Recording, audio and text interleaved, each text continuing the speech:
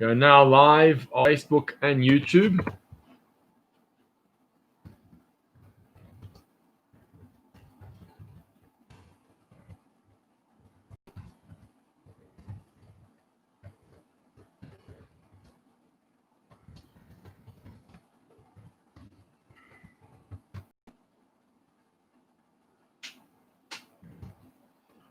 If you're just logging on now, please do share with us that you're here. Your greetings. Good morning.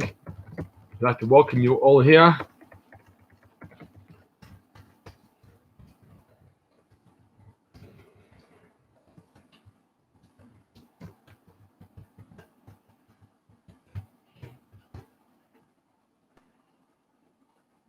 Beautiful. So we got people logging on to Facebook and onto YouTube this morning. I'm going to welcome you in just a moment. But we're back here for another session of daily learning and lockdown inspiration. Today's topic you would see is don't judge a book by its cover. We'll get more into that in just a moment.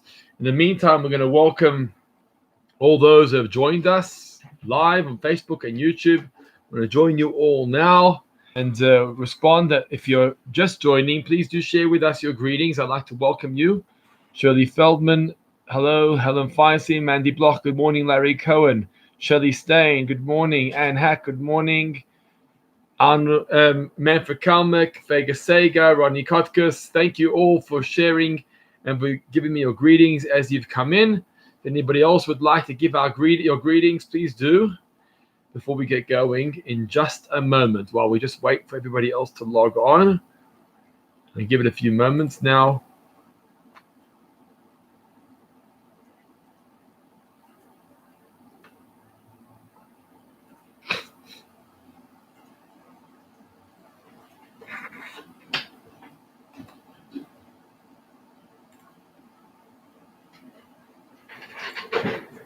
Hi, Ian Clemenson. Good morning. Stephen Herr asks us to learn in memory of his mother, Esther Bat Moshe.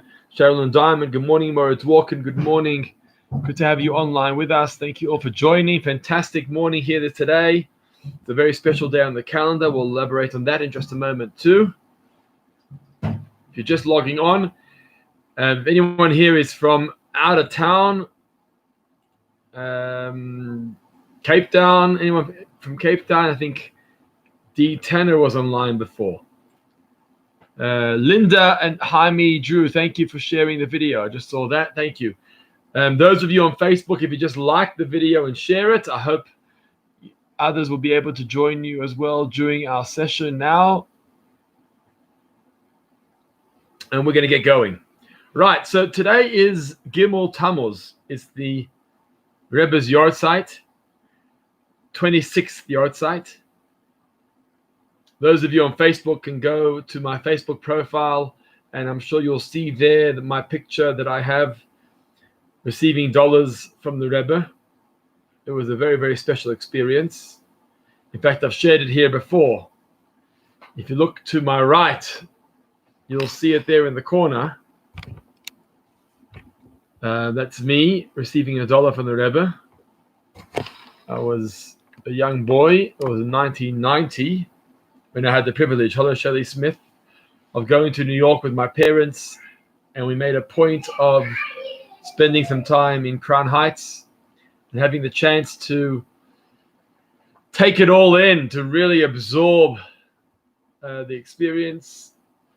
It was a Shabbos with a few Sunday dollar experience too. It was a very, very special part of my youth, and I hold on to those memories of that meeting with amazing awe and inspiration. Hi, Raylene Braz. Good morning. Thank you for joining us. If you're just logging on, we're about to get going. So just share with us your comments, your greetings. I'd love to welcome you and know that you're here with us. So as I was saying, it's a 26th yard site of the Lubavitcher Rebbe. And I wanted to spend some time today unpacking a little bit of the Rebbe and his life, and the lessons that I've learned along the way, because I believe that I am who I am, and I am doing the work I'm doing, and the job I have is all because of his inspiration. I must give him the credit, The Rebbe is the one that inspired me, together with his disciples, to be a rabbi and to do community work. And so whatever I'm doing is really thanks to him. That's the truth. Apologies here. So what I want to do is like this. The rabbis teach us that when you take creation, you can divide creation up into 3 categories. The acronym for this is Ashan. Ayin, Shin, Nun. Ashan. Those 3 letters stand for 3 categories of life in this world. The Ayin stands for Olam. Olam means the world. Olam means physical space, geographical space. Olam means the home I live in or the office I work in is all part of the country I am a resident or citizen of. That all fits into the category of Olam. Ayin. The Shin stands for Shana, which we know is translated as year, but Shin stands for time. Time is reflected by the letter Shin. Nun at the end stands for Nefesh, which means soul. That means the creatures that God created in this world. And he gave them a soul, he gave them a Nefesh. And that would obviously include the animal kingdom. That would include the human kingdom. That would include Jews and non-Jews. Anyone with a nefesh, with a soul inside of them, is alluded to by the letter Nun. Hi, Lionel Rubin. Good morning. Thank you for joining. So that's Ashan. Ayin, Shin, Nun. It actually says that with the Kohen Gadol, when the Kohen Gadol would go into the Holy of Holies, into the Kodesh HaKadoshim, he would take the incense.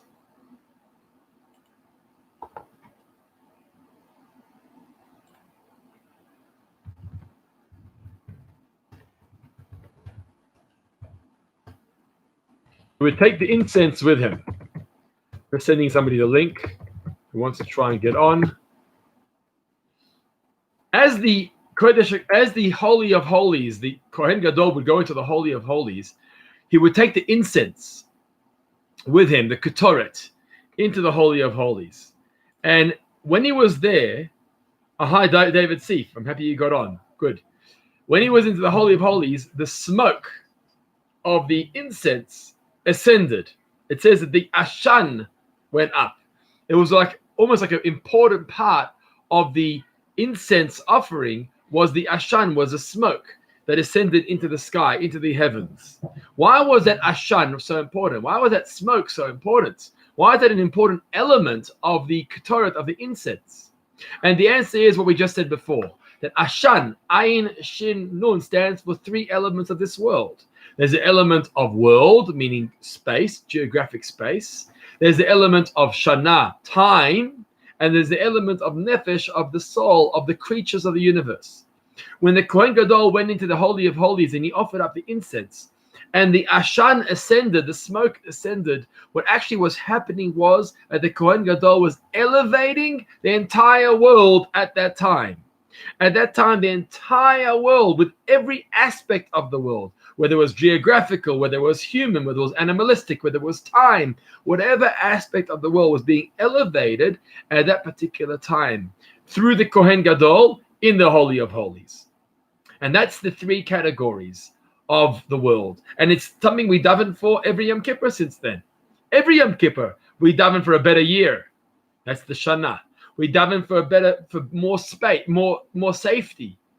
Whether it's in Israel, whether it's in our country of South Africa, whether it's in our homes and our families and our work environment, that's the physical space. And obviously we daven and pray for the well-being of Nefesh, of people, of creatures of the universe. I want to take a moment to welcome everybody who's here this morning for this session of daily learning and lockdown inspiration. I appreciate you joining us here. The topic of today is Don't judge a book by its cover. And I'm getting to that topic in just a moment as we get going. So thank you for being here this morning. And we are discussing the yahrzeit of the Rebbe and the things I've learned from the Rebbe that has inspired me. So in all three aspects, the Rebbe taught us something very important. In all three aspects, the Rebbe taught us, don't judge a book by its cover. Don't see things on face value. Dig a little deeper. We know there's a deeper element to everything in the world. So whether it's the olam, whether it's the geographic space or the time or the creatures of the universe, don't judge them on face value. Don't judge a book by its cover. But realize that there's an underlying flow of spirituality, an underlying flow of the divine, of God, and you've got to reveal that. That's our job. Our job is to reveal that. God put us into a world where he concealed his presence. He hid himself. The word olam means concealment. You can't see him. It's concealed. And he wants us to reveal it. He wants us to reveal it. So it's our job to reveal it. So how do we do that? Well, let's go through each of these categories and try and elaborate on them and see how practically the Rebbe took them. And how the Rebbe taught us how to find that deeper dimension, a deeper element to all three aspects of the world. The easiest one to start with would be the last one, and that is the nun. The nun meaning nefesh, the nun meaning the creature. In particular, the human being, but also the animal kingdom, but we'll focus today on the human being. The Rebbe taught us that no matter how the person looks and what they look like on the outside is irrelevant. Obviously, there's justice to external presence. You can't judge someone based on external presence, but rather it's only like a book on the outside. It's a book on the outside that you can't really judge superficially. The real way to understand a person is to dig deeper, to actually have a conversation, to actually interact, learn more about the person, understand the person more. That's the only way it's going to happen. Because just judging on the outside is really an insufficient way of judging. And that's why, by the Rebbe, when the Rebbe had audiences and he met people of the community, everyone was there. You had ponytails and earrings together with streimels and long payas. And everyone was there. I, in fact, remember on that particular, I was there for 2 Sundays, $2 of Sunday. And I remember the line that was waiting to get in for their few moments of their private audience. That line, for those who are familiar, of Kingston Avenue in Crown Heights, Brooklyn Avenue, Eastern Parkway between Brooklyn and Kingston, there was a massive line between those two streets, all the way down from 770, all the way to the corner. People were waiting in line to come in, to get in for dollars, to receive $1 and tzedakah from the Rebbe. And it didn't matter how you looked. It's irrelevant. And he taught me the same. He taught me how not to judge people from the outside. When I see someone or I meet someone, their external presence means nothing. On the contrary, as many of you know, I'm involved with the young adults, the community. I run a project or an initiative called Young Jewish Joburg, where we try and cater for the wider young adults of the community. And what I've learned is that you never know. You never know. I can come to a young adults party, and it's specifically the guy with the tattoo and tank to show the tattoo, or the earring, or whatever else he or she is wearing. It's specifically that person that has a very deep story to tell. That's what I've learned. I've learned, number one, you can't judge anybody by externalities or superficial garb. Number two is the more rebellious they may look, the more of a story they have. That's a fascinating thing. And all it takes is a little bit of softening them up and cracking the egg, and suddenly you expose a neshama that has challenges, a neshama that has its dilemmas, but a neshama that's dealing with a close relationship with God. And that's how the Rebbe saw people. The Rebbe saw journalists and politicians and actors and artists. Everybody came by the Rebbe. And when they stood in front of him for those few moments, he saw straight into their neshama. Now, we can't see neshamas, but we're taught don't judge a book by its cover. We're taught don't judge someone based on their superficial look, but rather dig a little bit deeper to reveal and expose their neshama. Hi, Dennis Basarabi. I'm happy you joined us on YouTube. If anybody else is joining us now from locally or abroad, please do let us know. Make a comment on the chat and we'd love to engage with you, or put your questions there. And I'd love to answer those questions too.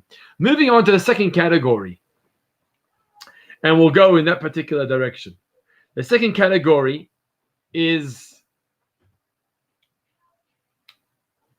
the shin of Ashan, as we spoke about. The shin means shana, the shin means time. The shin means occurrences and happenings. What the Rebbe taught us is that every moment is precious. Every moment is precious. Every moment of time is not just 5 minutes. It's 5 minutes of a much bigger plan. Every Yom Tov is not just a Yom Tov. It's a Yom Tov that's part of a much bigger plan. Every Shabbos is not just reading the Shabbos Parsha again, or laying the Shabbos Parsha again, or coming to shul, which please God will do very soon. It's more than that.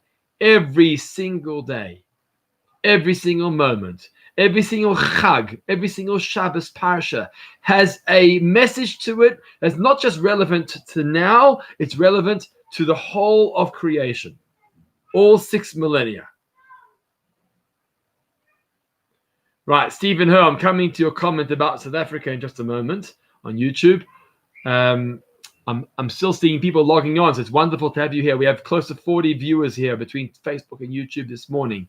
So thank you all for being here with us, and I hope that you'll learn and engage with me as we go through this discussion of not judging a book by its cover. So the Rebbe taught us not to judge time by its cover, meaning we take things superficially. We take things on face value. It's just another 5 minutes. It's just another day, another Parsha, another Yom Tov. It can't be seen that way.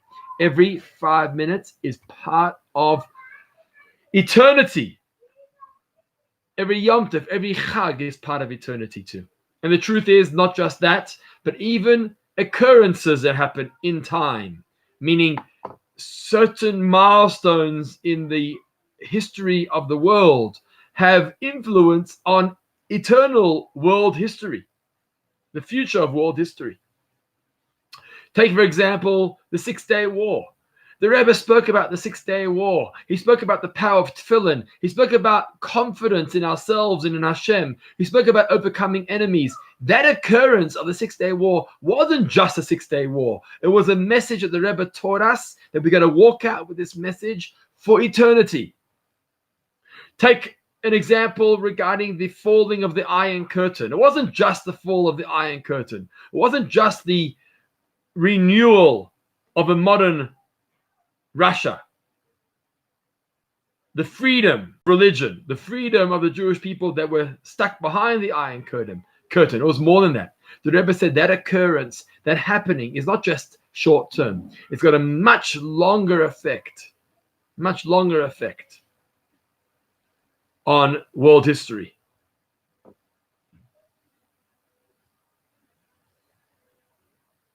David Seif writes on YouTube, you get to know someone better only when you live with him or her in the same residence. I've learnt this by experience. Some of their book or their covers are in conflict with their real characters. Good one. Stephen Thur says, check your tefillin, check your mezuzahs, the Rebbe said. Right, good. So thank you. So that highlights the point of time. Never take time for granted. Don't take it's not just another day or just another 5 minutes. Every 5 minutes is essential. I once had a rabbi, he's no longer alive, in Australia, who told us that the rabbi told us that he went through a set of Sfarim. It's called the Stei Chemed. The Stei Chemed is a set of Sfarim, a set of books. And it's not an easy set of books. And the way he went through the set of books is that when he put his children to sleep and he would push them in their carriages, in their prams, he would push them to sleep. While he was pushing them to sleep, he was learning, in the other hand, he was learning the Sefer, the book. And he eventually went through the entire Sefer, entire book, while putting his kids to sleep. And I think to myself, wow, that's a real sense of using time, right? Every time he lay there, he learned something. Every time he sat with the children, he learned something if he was putting them to sleep. And he eventually accomplished what he did. He finished the entire book of the Stei Chemed, it's called. Not an easy book at all. So that's another story that shows us how precious time is and not to take it on face value. And the final point, or the final aspect of the three-letter acronym of Ashan, the Ayin means Olam. And Olam means the world. It means geographical space. It means the country we live in. It means the office space we live in. It means the home we live in. And the Rebbe taught us how important my space is and the role I carry in my space. In fact, Rabbi Jonathan Sachs has a fascinating, powerful story he tells about his first interaction with the Rebbe. And the Rebbe didn't let go. The Rebbe wanted to know, how is he doing in university? What influence is he having in university on his colleagues and his fellow students? The Rebbe asked him, more than what the university is doing for you, what are you doing for the university? Because you don't just find yourself in a university or in a job or in an environment or in a country randomly. It's not coincidental that you happen to be there. The Rebbe taught us to read deeper than that. To read deeper, to say, why am I here? What's my role? Why am I going to my office? What's my role there? It can't just be to earn a living, because that's coincidental. Why are you earning a living here and not there? You could earn a living in another job. Why are you specifically in this job? So yes, your motivation initially may have been to earn a living. That's possible. But what the Rebbe is teaching us is not a new principle, by the way. The Rebbe didn't introduce this principle. It's something we knew about all the time. It's called Hashgacha Pratit, divine providence. Dig deeper and try to understand why you are there and what your role is.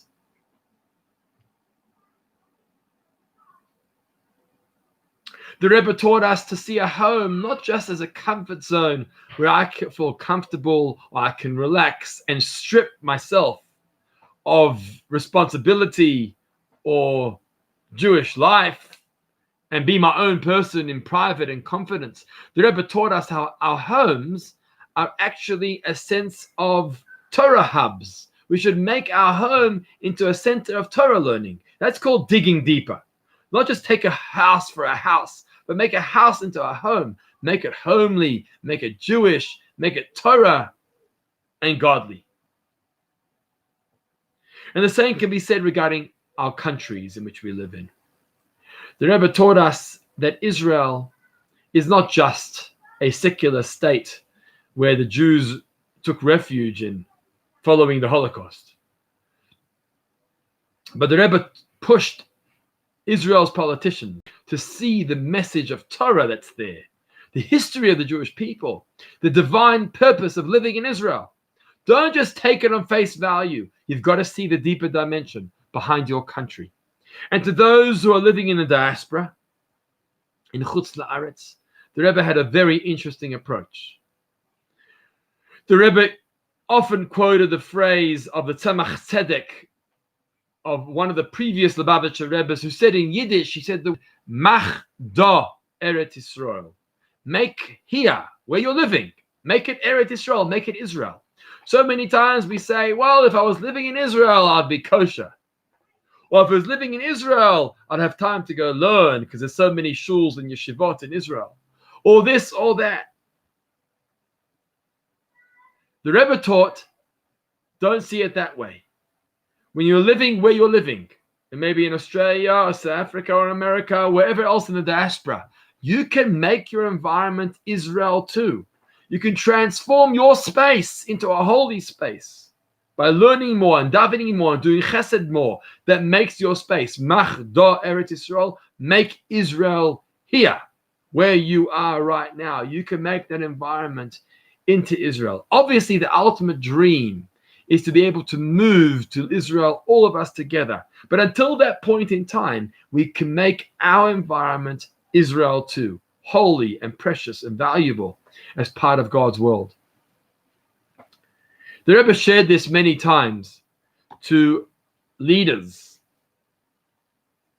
of communities, rabbis or lay leaders of different communities around different countries. Often people used to write to him and ask him that they would like to move away from their posts. They would like to move away from their role in the community and often make aliyah. In fact, Rabbi Bernard, Oliver Sholem, was like that. Rabbi Bernard of the Oxford Shul, who was an icon, rabbinic icon in the community. Before he came here, he was actually in America, a rabbi in America, and he had that correspondence with the Rebbe, where he told the Rebbe he doesn't think he wants to further his involvement in rabbinics and community life. He'd rather go into other areas of academia or studies. I don't remember exactly what it was. And the Rebbe told him, but don't you have the responsibility? There are people that need you. There are communities that need you. It's your role to elevate and inspire in the diaspora where you are, without going in the diaspora in Chutz La'aretz. Because although the diaspora looks like it's so far and distant and concealed from God's presence, but we've got the responsibility of elevating that world. And for us of living here in South Africa, I think the message is a very powerful message. Because on face value, we have our concerns. The truth is the whole world has concerns right now under this current COVID-19 environment. But we've got our own concerns as a country of South Africa. And we're worried and we're concerned. And the Rebbe kept on pushing South African Jewry, see deeper, see deeper. And I think that one of the lessons that we can learn, the Rebbe often told people that it will be good in South Africa until Mashiach comes and even greater afterwards. And I think what the Rebbe, my take is, what the Rebbe was saying was, don't judge a book by its cover. Don't judge your environment in South Africa based on superficial external elements. Now, I'm not belittling at all security, economic stability. I know very well where we're holding. Let's not bluff ourselves. But what I think the Rebbe taught us was to peel a little deeper and see whether there's other aspects or elements there that we haven't paid attention to. Whether there's other aspects or elements within the geographical space, the country, the environment, the work environment, whether there's other elements too that we haven't paid attention to, and those elements are good and powerful and much greater than the external elements and qualities and characteristics. And maybe that was the message to South African Jewry. You got problems, it's true. You got challenges, it's true, but it's external. If you dig a little deeper, if you don't judge the book by its cover, but you see the deeper elements, you'll see much more beauty to the community. You'll see Jewish education as we have it today, where almost every Jewish child is having a Jewish education. Not all, but many or most. You'll look at kashrut and kashrut standards and kashrut facilities. Countries around the world don't have what we have in terms of kashrut. Unbelievable what we have in terms of kashrut. Torah learning, shuls and organizations and institutions. And yes, we're going through a bit of a wobble right now during this challenging time. We all know that. But we got to remind ourselves of the amazing aspects, the amazing elements we have in our environment here in South Africa. And when the Rebbe said it will be good, it's because if you dig a little deeper, if you go beyond the cover and you find the positive aspects and positive qualities, you're going to find qualities that nowhere else do we have. Nowhere else do we have in the rest of the world, besides Israel, for sure. But in the diaspora, we're so unique in such a way. I'll give you an example. We hosted here, many of you saw the evening on Zoom with the Jewish daughter of Hamas. And the Jewish daughter of Hamas brought so many people together. We had 2 full nights of 1,000 Zoom profiles each on those 2 nights that we hosted her, Maya from Israel.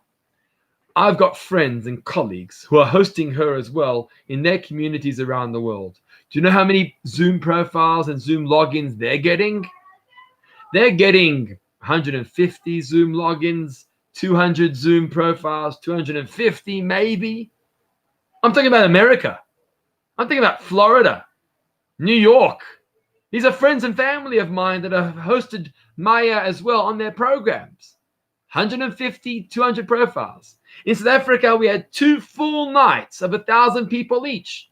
So yes, you may say we're a dwindling community of only 50 or 60,000 Jews. It's true. But our 50 and 60,000 Jews, don't judge them face value. You got to dig a little deeper. And you're going to find there a people, a nation, a community that are so devoted and so dedicated with an infrastructure that is so accommodating and helpful to live a Jewish life.